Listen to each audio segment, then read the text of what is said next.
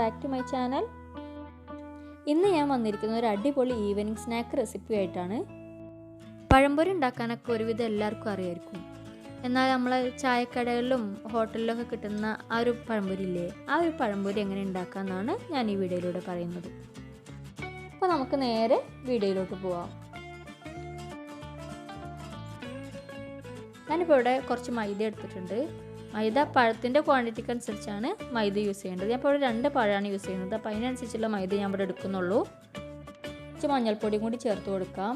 മഞ്ഞൾപ്പൊടി നിർബന്ധമില്ല, ഓപ്ഷണലാണ്. ഞാൻ ചെറിയൊരു മഞ്ഞ കളർ കിട്ടാൻ വേണ്ടിയിട്ട് മഞ്ഞൾപ്പൊടി ചേർത്തു എന്നുള്ള ഒരു നിർബന്ധമില്ല.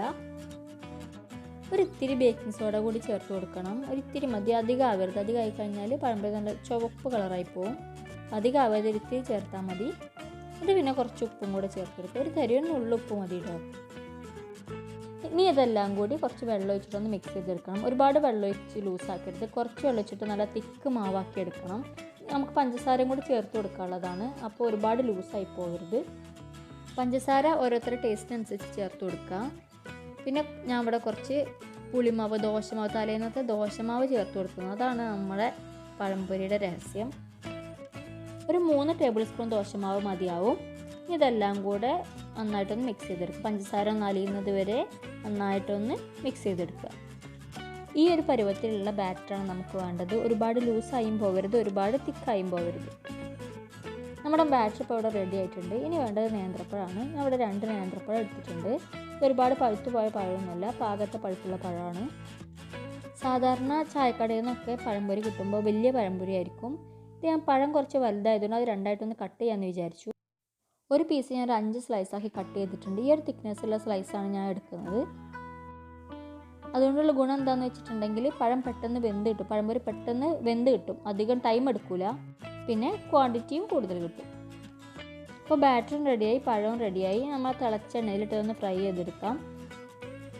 കണ്ടില്ലേ, നന്നായിട്ട് പൊങ്ങി വരുന്നുണ്ട്. ഇനി നിങ്ങൾ ബാറ്ററിൽ പൊങ്ങി വരുന്നില്ല എന്നുണ്ടെങ്കിൽ ഒന്നെങ്കിൽ മാവ് ഇച്ചിരി ടൈറ്റ് ആവും, അതുകൊണ്ടായിരിക്കും. അല്ലെങ്കിൽ കുറച്ച് അപ്പസോഡ കുറഞ്ഞിട്ടുണ്ടാവും. പഴംപൊരി എണ്ണയിലിട്ട ഉടനെ തന്നെ പൊങ്ങിയിട്ടില്ല എന്നുണ്ടെങ്കിൽ എന്തോ ഒരു കുഴപ്പമുണ്ട്.